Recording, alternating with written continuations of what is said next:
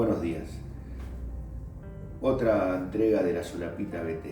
Hoy estamos con el señor Roberto Ascune. Roberto. Roberto, Raúl es mi segundo nombre, Raúl. pero nadie me dice Raúl. Bueno, hoy vamos a hablar sobre el conventillo. Es más, vamos a hablar sobre la vida, tal vez, en el conventillo, una determinada época, y todo lo que representó y representa un conventillo. Roberto, ¿qué día naciste, Roberto? Yo nací el 6 de noviembre de 1944. ¿Y dónde naciste? Yo nací en el Hospital Rawson, que es un hospital que está cerca de la estación Cuco de Constitución. Bien. ¿Y después que naciste, y a dónde fuiste a vivir?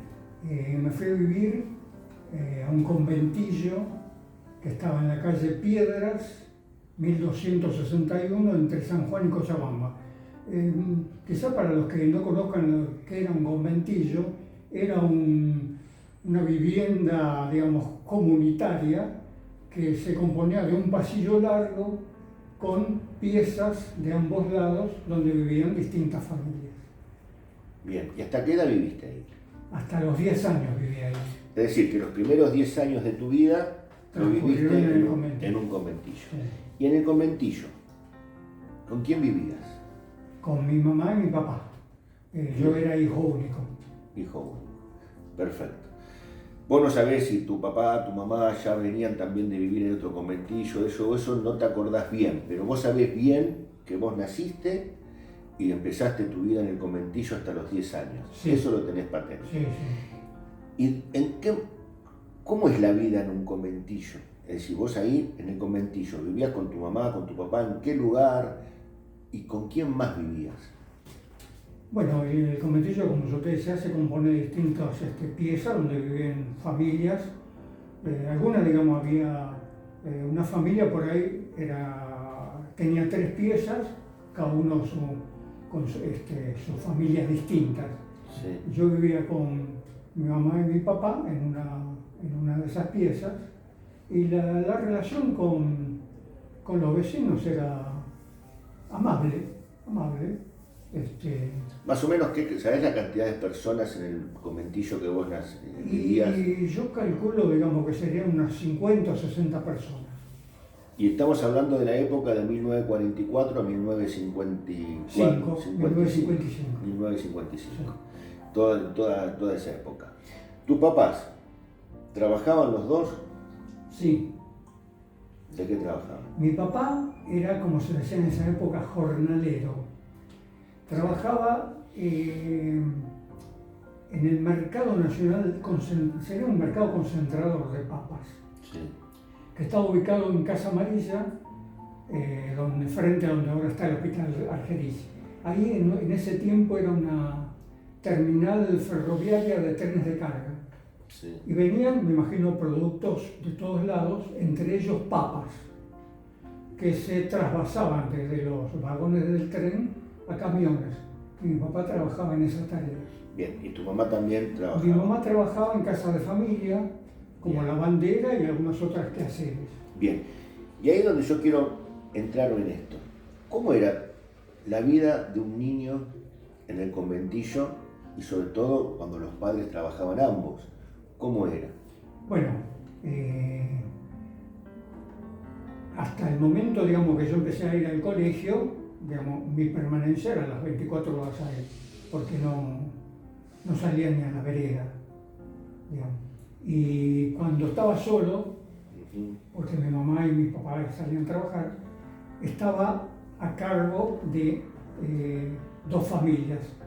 Una que estaba enfrente de mi pieza, y otra que estaba al lado de mi pieza. Yo sabía que cualquier cosa que me pasaba podía recurrir a esos vecinos, que ellos, digamos, me lo iban a resolver cualquier problema que yo tuviera. ¿Y cuando empezaste a ir a la escuela, ibas a Bueno, una escuela cerca? Sí, y la primera escuela estaba un poco lejos. Estaba en la calle Chacabuco, que son como 5 o 6 cuadras. Eso fui, en esa época había primero inferior. Sí. Yo arranqué primero inferior ahí, y ya el segundo año, que era primero superior, había una escuela nueva, más cerca, a 2 cuadras de mi casa. Entonces empecé a ir a esa escuela, que estaba en Piedras y Garay, a 2 cuadras donde yo ¿Y vivía. cómo pasabas el día? Y sobre todo cuando estabas solo, cuando estabas acompañado, ¿cómo jugaban? Vos no salías a la calle, por lo que contás, no eras No. de salir a la calle. Bien. ¿Cómo te entretenías? Me entretenía armándome juegos. En esa época, digamos, los deportes más conocidos, por lo menos para mí, eran el fútbol y el automovilismo. Entonces, con el fútbol, había un vecino mayor que yo, que ya no le daba para eso.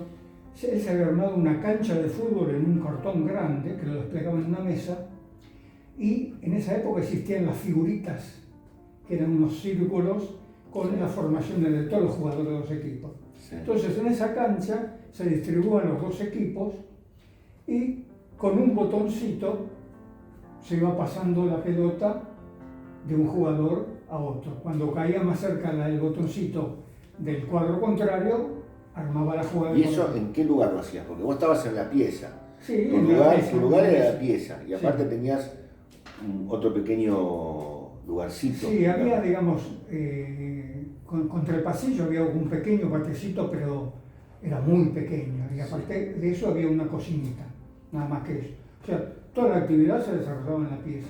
Que ahí estaba la mesa y entonces ahí yo ponía la cancha de fútbol y jugaba, por supuesto que siempre ganaba Racing. Hincha de Racing, está bien.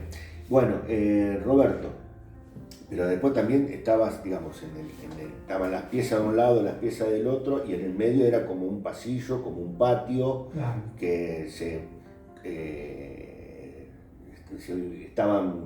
compartían entre todos. Ahí también jugaban, los chicos jugaban ahí. Claro, en el fondo había un lugar abierto que estaban las piletas para lavar la ropa y estaba en la parte de los sanitarios.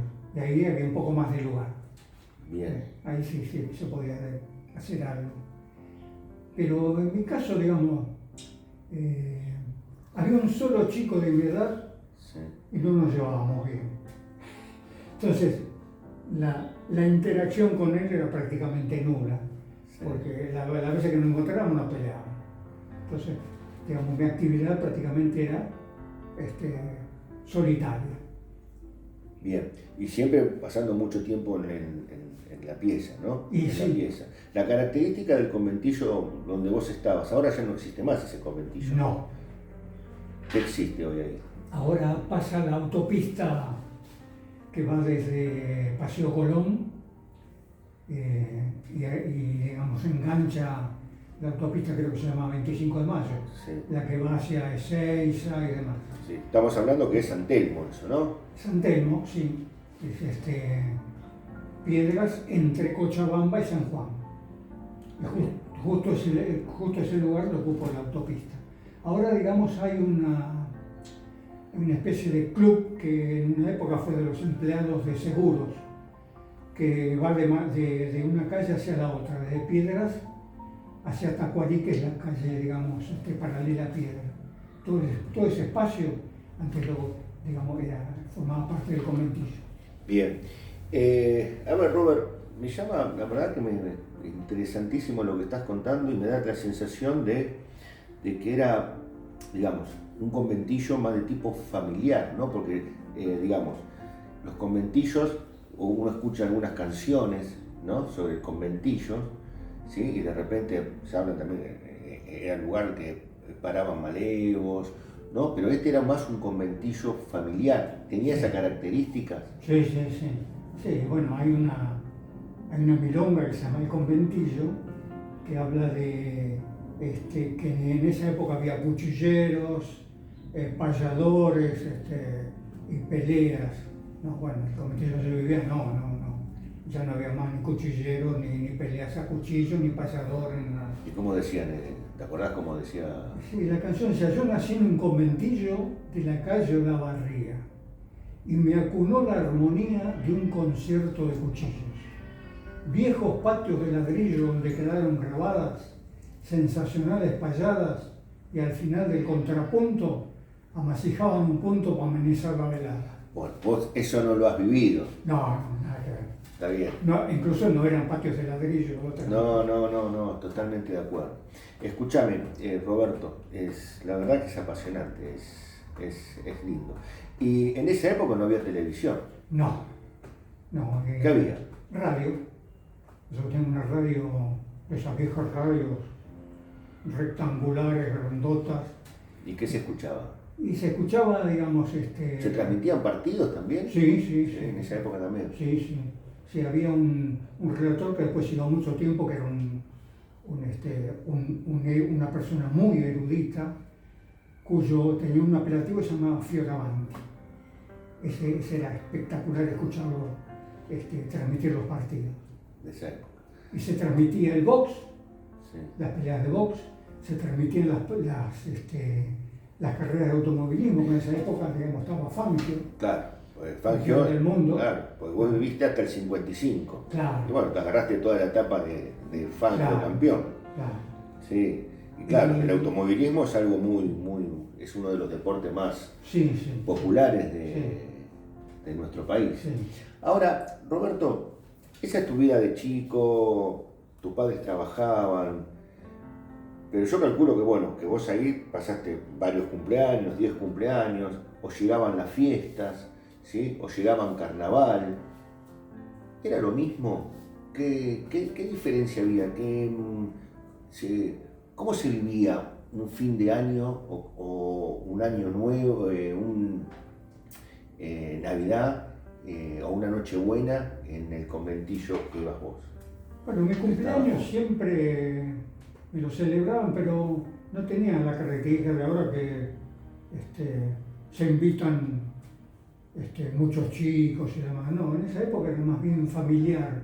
Yo creo que yo tenía un solo primo que era más o menos de mi edad que venía a ese cumpleaños. Los demás creo que eran toda gente grande. Venía mi madrina que nunca faltó a mi cumpleaños, yo siempre lo recuerdo con mucho cariño. Sí. Pero era una fiesta restringida a mi familia, no éramos muchos. Y por ahí algunos de los vecinos más allegados del conventillo también participaban. Después las fiestas de fin de año eran algo muy especial. Ajá, especial la fiesta de fin de año. ¿Por qué?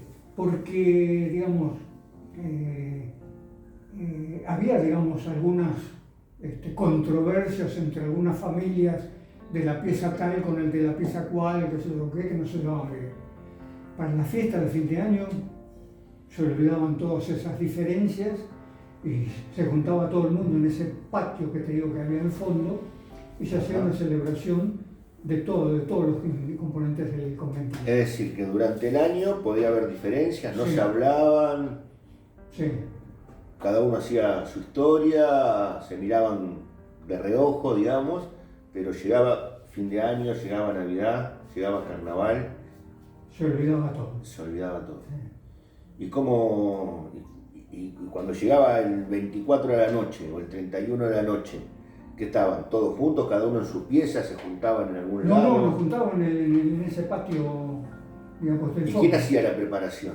Había unas chicas mayores que yo me acuerdo que unos días antes pasaban por todas las piezas diciendo, bueno, vamos a juntar tantos pesos por familia para comprar, digamos, lo que había que comprar. Algunas cosas, supongo, yo no me acuerdo. Muchas cosas sería como ahora a la canasta.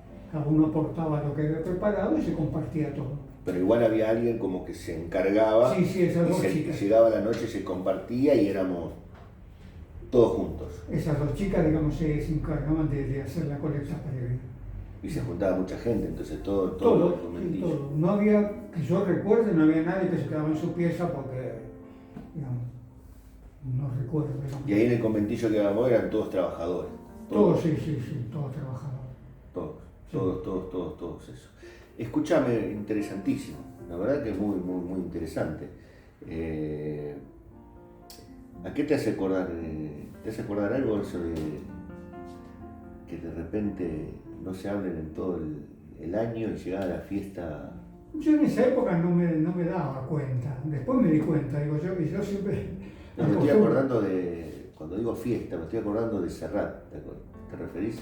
Ah, sí, sí. ¿A qué Sí, hay una canción de Serrat que habla, que se llama Fiesta, donde no sé de qué fiesta se trata, pero dice que en esa fiesta se olvidan todos las diferencias.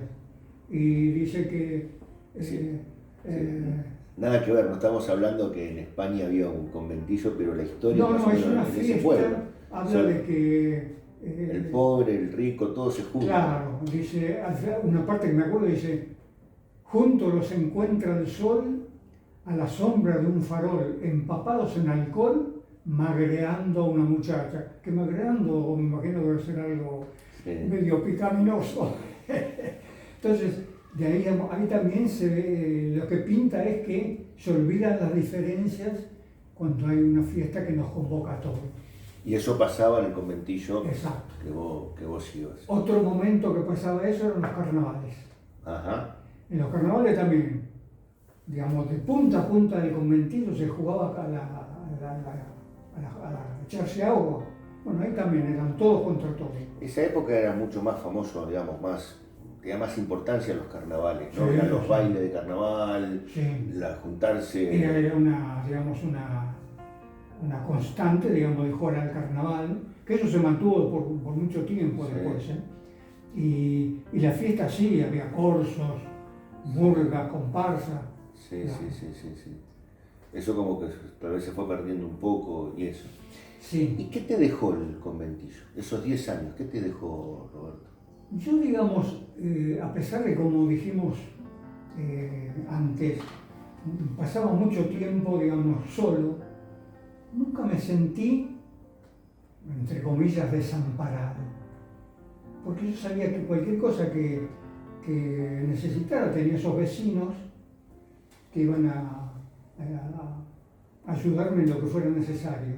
Incluso otras familias que sin tener por ahí la asignación de cuidarme, también yo sabía que podía recurrir a eso en cualquier cosa. Es decir, que te sentías protegido. Sí. ¿Te Nunca me sentías? sentí, digamos, como que, uy, ¿qué hago ahora? No, Eso es como que marca una solidaridad que tremenda. indudablemente, sí. Porque en el fondo, más allá de que si algunos podían estar peleados o no, entre todos se ayudaban, había Sí, algo. aparte, digamos, como es lógico, había más empatía con algunos de los vecinos, pero no, digamos, en el caso de mi vieja y mi viejo, creo que no se llevaban mal con ninguno. Entonces, podíamos recurrir a cualquiera de ellos. Sí. Ahora, Roberto, vos tuviste 10 años ahí. Sí. ¿Sí? Y yo te escucho y lo contás como que te dejó un gran recuerdo, un lindo recuerdo, vivencias bastante lindas, porque las pudiste tomar. Sí. Por ejemplo, esto que estabas contando, es decir, sentirte protegido cuando tus padres no estaban, que te cuidaban, que sabías que podías contar con otros, que llegaban las fiestas y compartían. Pero llegó el momento que vos te fuiste del conventillo. Sí. ¿Te acordás la fecha? Sí, eso es algo que me quedó grabado. El 30 de enero de 1955 me mudé del conventillo. Y ahí tus padres consiguieron un terreno. Claro, mi papá, digamos, a partir de un tío mío que siempre nos visitaba, él con otros compañeros que, voy a hacer una propaganda de una empresa, trabajaban en la Coca-Cola y se pusieron de acuerdo para ir a comprar lotes en un lugar que se llama Barrio Los Eucaliptos, que es partido de Quilmes, sobre la avenida Monteverde. Ahí fueron, creo que eran 6 compañeros de trabajo, y compraron todos terrenos y algunos se fueron a vivir ahí y otros tenían como una casa de fin de semana. Entonces, mi papá y mi mamá y yo íbamos por ahí un domingo a pasar el domingo a la casa de mi tío, que se había mudado ahí. Era un lugar hermoso, los eucaliptos eran arbolados además. Y a mi papá y a mi mamá les gustó y compraron un terreno al lado donde vivía mi tío. Y empezaron a hacer la casita. Como dije, el 30 de enero de 1955 nos mudamos a ese lugar. ¿Te mudaste? Sí. ¿Y volviste alguna vez? Sí. Voy a contar algo medio, puede parecer raro. Cuando yo me mudé a ese lugar, digamos, mi casa estaba frente al arroyo de las Piedras. Enfrente de ese arroyo era un campo donde había vacas, sí, donde había animales silvestres, que a mí siempre me gustaron toda esa parte de animales y demás. Había espacio para moverme. Entonces, en ese momento la vida cambió totalmente para mí. Me sentí como que me sentía liberado. Liberado. Tal es así que... Así que vos definís que el paso del conventillo a tu nueva casa, a tu casa, lo que sentiste es liberación. Sí, me di cuenta después. ¿Cómo es eso? Después.